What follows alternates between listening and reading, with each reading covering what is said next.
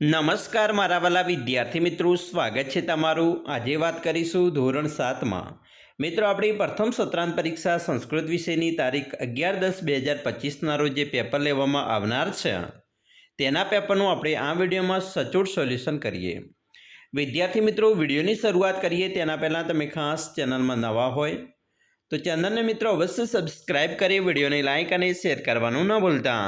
મિત્રો, ધોરણ 7માં પ્રથમ સત્રાંત પરીક્ષા સંસ્કૃત વિષયની જે પેપર લેવામાં આવશે 80 ગુણનું તેનો મિત્રો સમય છે 3 કલાકની અંદર આપણી શાળામાં પૂર્ણ કરીશું।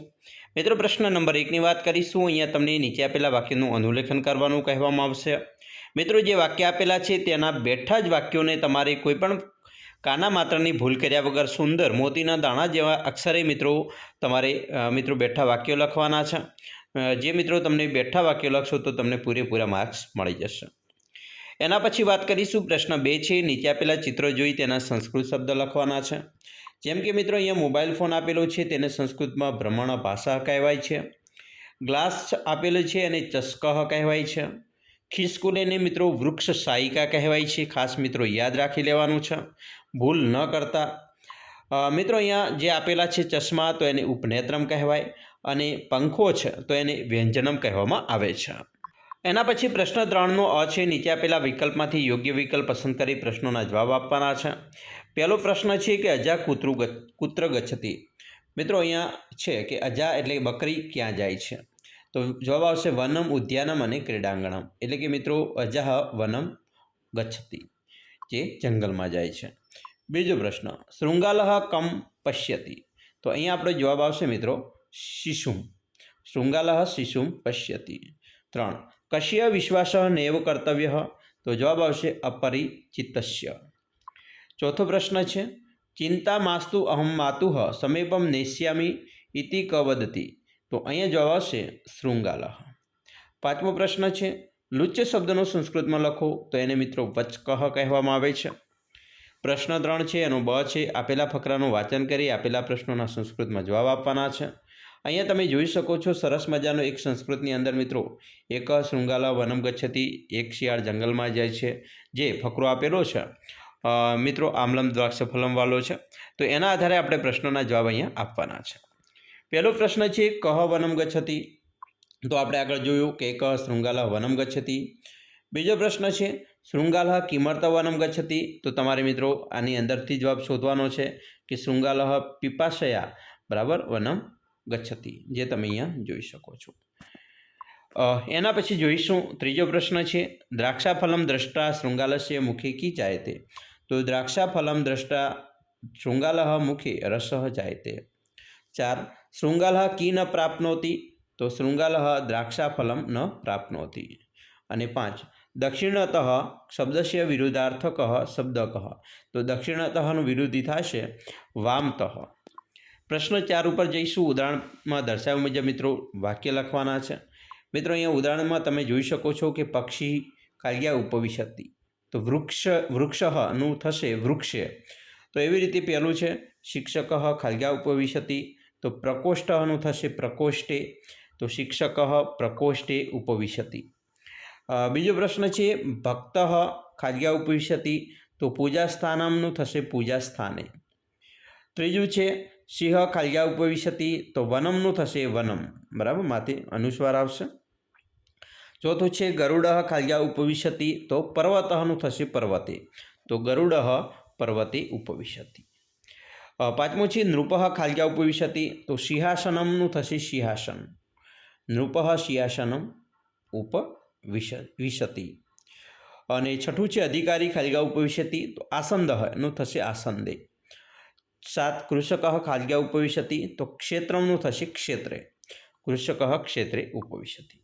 પ્રશ્ન મિત્રો 5, કાવ્ય પંક્તિ પૂર્ણ કરવાની છે। અહીંયા મિત્રો જોઈશું પહેલી કાવ્ય પંક્તિ છે નયતિ ચ વૃષભમ હલમપી વહતી કર્ષતિ ક્ષેત્રમ વ્યપતિ ચ બીજમ। બીજી કાવ્ય પંક્તિ છે રોહતી શસ્યમ ફલતી પ્રકામમ ભવતી સમૃદ્ધિ મનુકુલ વૃદ્ધિ। અને ત્રીજી ખાલી છે મેઘો વર્ષતી પ્રવહતી નીરમ તૃષ્યતિ કૃષક ગચ્છતિ ગોષ્ઠમ। તો મિત્રો ખાસ તમારે આ 3 કાવ્ય પંક્તિ તૈયાર કરી લેવી। પ્રશ્ન 6, નીચે આપેલા કોષ્ટક પરથી સંસ્કૃતમાં પ્રશ્નોના જવાબ આપવાના છે। અહીંયા તમે જોઈ શકો છો વસ્તુનું નામ છે, એનું મૂલ્યમ એટલે કિંમત છે. અહીંયા પણ મિત્રો વસ્તુનું નામ અને અહીંયા મૂલ્યમ છે. જેમ કે તાલહ, તાળાની કિંમત 20 રૂપિયા છે. સ્યુતઃ 45 રૂપિયા. ઉપનેત્રમ 50. કંકતમ 10. ફેનકમ 30. કટહ 33. આસંદઃ 22 અને ગૃહમ 40. તો આવી રીતે મિત્રો આપણે એના જવાબ આપીએ તો 1. ઉપનેત્રસ્ય મૂલ્યમ કતિ રૂપ્યકાણી. તો જવાબ આવશે ઉપનેત્રસ્ય મૂલ્યમ 50 રૂપ્યકાણી. બીજું, ગૃહસ્ય મૂલ્યમ કૃતિ રૂપ્યકાણી. તો ગૃહસ્ય મૂલ્યમ 40 રૂપ્યકાણી. 3. કટસ્ય મૂલ્યમ કતિ રૂપ્યકાણી. તો 33. 30 રૂપ્યકાણી મૂલ્યમ કસ્ય અસ્તિ. તો 30 એટલે 30 રૂપિયાનું મૂલ્ય ફેનકમ, બરાબર, મૂલ્યમ 30 રૂપ્યકાણી. 5. 10 રૂપ્યકાણી મૂલ્યમ કસ્ય અસ્તિ. તો કંકતમ. મિત્રો કંકતમ જે કાંસકો છે 10 રૂપિયાનો છે. પ્રશ્ન 7 આપેલ છે. આપેલા વાક્યોને સંસ્કૃતમાં લખવાના છે. જેમાં 1. તેની શું વિશેષતા છે. તો તસ્ય કા વિશેષતા અસ્તિ. બીજું, આ યંત્રને ખરીદો. એતત યંત્રમ ક્રીણાતુ. 3. તે ભોજન કરે છે. સહ ભોજનમ કરોતિ. 4. કેટલું ધન પ્રાપ્ત થયું. કિયત ધનમ પ્રાપ્તમ. 5. હું પણ નથી જાણતો. અહમ અપી ન જાનામી. પ્રશ્ન 8 ઉપર જઈએ તો આપેલા સંખ્યાને સંસ્કૃત શબ્દોમાં લખવાના છે. મિત્રો જેમ કે અહીંયા 8 આપેલ છે તો એને અષ્ટ કહેવાય. અહીંયા સંસ્કૃતમાં મિત્રો તમને આપવામાં આવશે, બરાબર, અને દ્વાદશ કહેવાય. અહીંયા આપેલ છે એને અષ્ટાદશ કહેવાય. મિત્રો 21 ને આ રીતે લખવામાં આવે છે, એક વિશતિ કહેવાય, બરાબર. સંસ્કૃતમાં અહીંયા આપવામાં આવશે 27 ને સપ્તવિશતિ, 30 ને ત્રિશતઃ, 38 છે અને અષ્ટાત્રિશતઃ, 40 ને ચત્વારિશતઃ, 44 ને ચતુર્ચત્વારિશતઃ અને 49 હોય એને નવચત્વારિશતઃ. પ્રશ્ન 8 આપેલા સમયને સંસ્કૃતમાં લખો. અહીંયા મિત્રો આપેલું છે 4:45, તો એને પાદોન પચવાદનમ કહેવાય. 5 વાગ્યા એને પચવાદનમ કહેવાય. અહીંયા મિત્રો 9:30 થયા હોય તો એને સાર્ધનવવાદનમ કહેવાય. 8:15 થયા છે તો એને સપાદ અષ્ટવાદનમ કહેવાય. 10:15 થયા છે તો એને સપાદ દસવાદનમ કહેવાય. મિત્રો આવી રીતે તમારે સંસ્કૃતની અંદર અલગ અલગ પ્રકારના જે પ્રશ્નો છે એ આવશે. તમે પણ મિત્રો સરસ મજાની તૈયારી કરી હશે, બરાબર. તો આ મુજબની તૈયારી ખાસ મિત્રો કરી લેવાની. મિત્રો અહીંયા તમને ખાસ અંકોનું શબ્દોમાં અને શબ્દોનું અંકોમાં 5-5 ગુણમાં પૂછી શકે છે. અને ઘડિયાળ મિત્રો પૂછી શકે છે ઓળખવાની. અને બીજું તમને એક પૂછી શકે છે કે આ ઘડિયાળમાં આટલા વાગ્યા છે તો એને શું કહેવાય, એ પણ 5 ગુણમાં પૂછી શકે છે. તો આવી રીતે તમારી તૈયારી હોવી જોઈએ.